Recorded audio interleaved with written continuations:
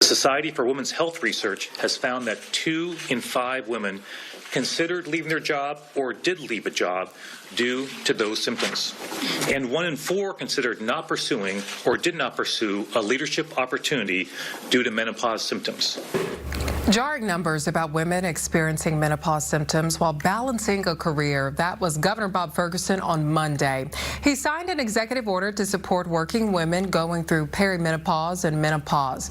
An estimated $1.8 billion of employee productivity is lost nationwide every year due to employees dealing with menopausal symptoms. The order directs the Washington State Women's Commission to work with state agencies to implement accommodations for those experiencing menopause or perimenopause symptoms. To dive more into this, we're excited to be joined by the Executive Director of the Washington State Women's Commission now, Brittany Gregory. Thank you for being here, Brittany. Thank you for the invitation. Well, as we just heard, the numbers are staggering. Can you explain how perimenopause and menopause affects women in the workplace? Absolutely. So we heard stories of everything from insomnia to severe brain fog to hot flashes, heart palpitations, panic attacks.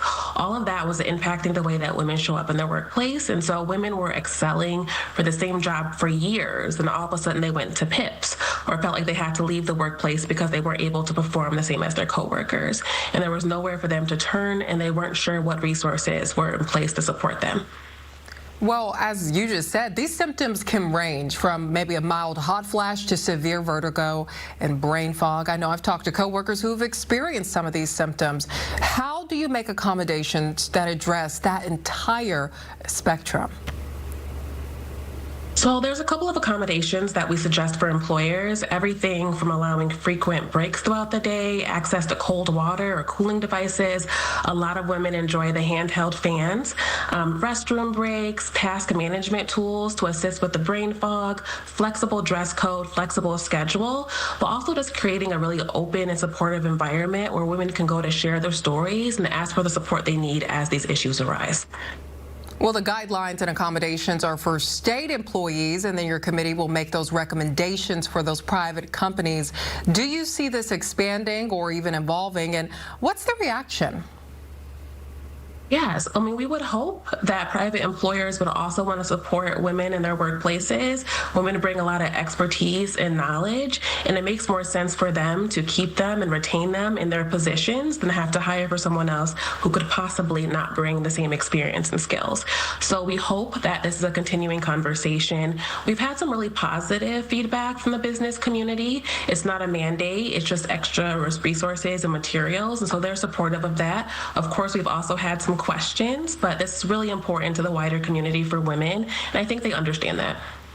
Is there fear for women expressing this in the workplace or reporting having these symptoms? And what's your experience there? And how do women keep from having that pushback or even maybe face retaliation? Yeah, so currently right now, even without the executive order, women have the right to ask for reasonable accommodations under WALAD, the law against discrimination. So that's already there. I just want to make sure that that's out there, and it's clearly stated in the executive order as well. And there is that fear. We've heard from women that people will think less of them if they come forward with their stories, but we cannot let women live in shame and isolation anymore. The more women that come forward and speak with confidence and request these reasonable accommodations, work with their employers and workplaces and bring these stories to the light, the more normalized it will become, and the more that women will get these supports and make sure that they have the resources in place to move forward in their workplaces. And so that's a continuing conversation, and women need to be brave, and we're hoping that with the Women's Commission and the governor's support that we can help instill that confidence and move the conversation forward. Well, I think this is definitely going to continue the conversation. Okay, final question. What's the timeline for implementation, and what do you think the main takeaway here should be? Absolutely. So we are currently convening stakeholder groups right now. We're hoping to start reviewing the current policies for state agencies in the next 3 months. Within a year, we hope for full implementation across cabinet agencies and to have the guidance out for private businesses and hopefully be fully completed with the certification process for medical professionals as well. So that is the hope. And I think the major takeaway is that women matter, their voices matter, their stories matter. They are an important part of our community. community, and there should be resources and supports in place to help them and make sure that they're able to fully support themselves and their families, and that their contributions to Washington and the overall economy are recognized. Brittany Gregory, thank you for your time. Thank you so much.